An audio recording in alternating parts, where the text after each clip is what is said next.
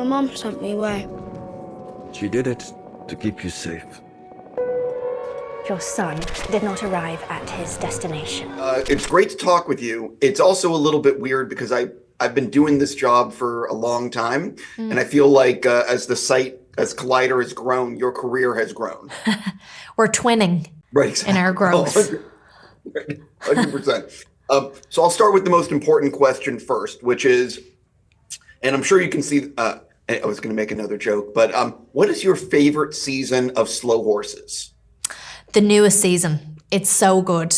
Are you up to date? Have you seen episode 5? I've seen the whole season. Yeah, so because the last one's have you seen episode 6? Yeah, I just interviewed Will Smith for the finale. Okay. I haven't seen it yet, but I was so impressed by episode 5. I just thought it was so cool, and Adam, the director that they have for half that season, no, the whole season, is a real talent. It's one of the best shows on TV, and that's the reason I keep talking to Will about each season. I can't believe you haven't seen the finale yet, just because I'm surprised you haven't seen it, but it's a great episode. I can't wait. I mean, I think it's coming out on Wednesday here, so I'm on a plane. I'm on a plane on Thursday, so I'll watch it then. But yeah, I don't think Jack has it, but he really wants me. He's like, I really want you to see that one. He's really proud of that one. I would like to say things, but I'm just going to say I think you're going to really enjoy the episode. Yes, don't say. Although I know, you see, I know what's going to happen in the next season.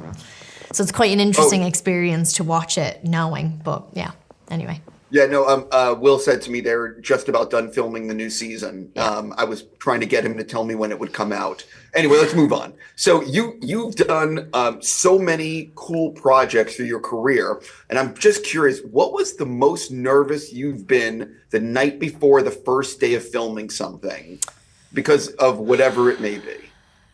It's always nerve-wracking before you start a job. You're always nervous. So it's hard to say which one I was the most nervous on.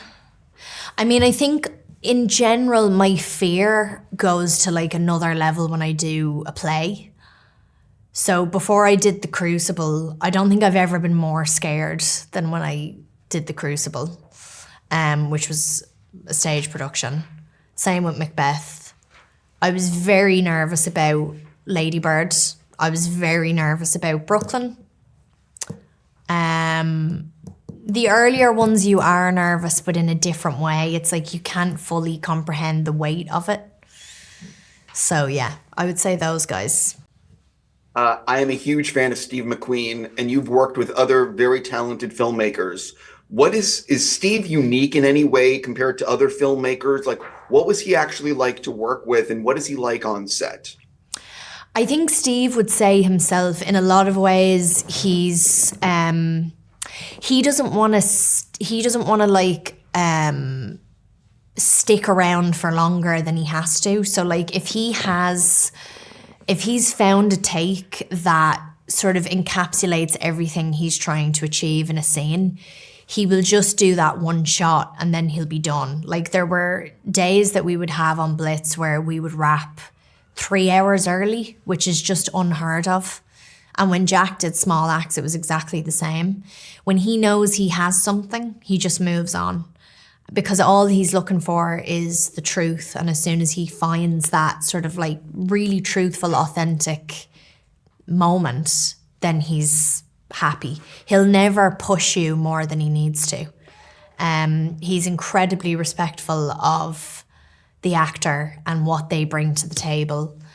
He always says best idea wins. So if it doesn't come from him, he doesn't care. He wants the project he's working on to feel as truthful and real as possible. Yeah, I don't hear too often people are like, oh, we wrapped early that day. We would wrap hours early. Yes. We would have 5 setups for a scene, and he would wrap us after the first setup because he had it. It's crazy. Yeah, that's bananas. What is it? It's bananas. What is it actually like watching a film like this for the first time? Because while you are a huge part of the film, there's a lot of scenes you're not a part of. No. So I'm just curious, even if you've read the script, like that reaction, seeing it. It was so exciting when I watched this for the first time. And actually, I loved that I wasn't in all of it because I could just enjoy it as a film made by one of my favorite directors.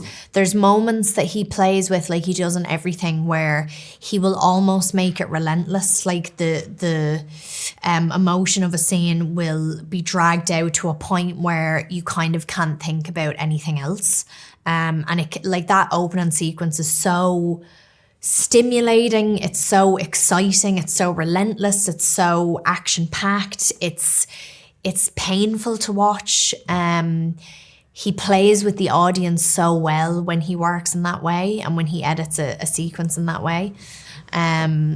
So I was just in hook, line and sinker from the very beginning. I think in particular to see the moments between Elliot and Benjamin, who plays Ife, that they were probably my favourite moments in the whole movie. I just thought Benjamin was incredible. I don't think he'd ever acted before, but he was just so phenomenal.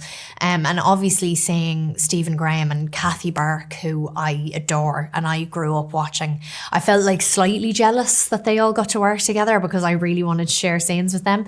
But I loved seeing all of that come together. And their looks and everything. It was so cool.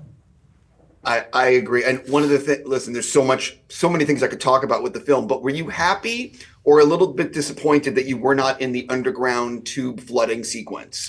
I was more than happy not to be in that sequence. I think Elliot did a great job, but I was happy not to do it. Actually, I had made the outrun just before that, and we did a whole underwater sequence for the opening credits of the film. And so I had to learn how to like semi-dive with an oxygen mask. And I love to swim and I love water, but I hated that. I felt really claustrophobic, panicky. I didn't like it. So yeah, Elliot is the pro when it comes to underwater stuff. Do you know what you're filming later this year or next year? Like, what are you going back to the stage? What's coming up for you? I can't film anything this year. I've got too much to do with promoting these two films. So I won't be filming anything. I have a film called Bad Apples that will come out next year, which is like a sort of dark, Scandi Brit comedy. And then I don't know what I'm doing next. I have a few things in development, but nothing solid to start next year yet. I actually wanted to talk about Bad Apples just for a second because it's a crazy, I read the synopsis and it's pretty crazy, like locking someone. Could you sort of talk about what it's about?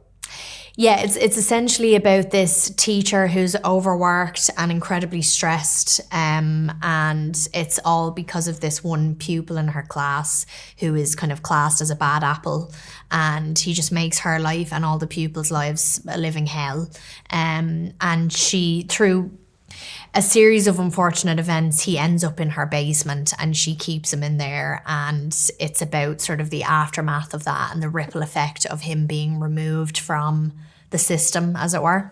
So it's a real commentary on corruption, I think, and the education system and abuse of power, really. But it's also hilarious. I saw it the other day and it's excellent. So I'm excited about that one.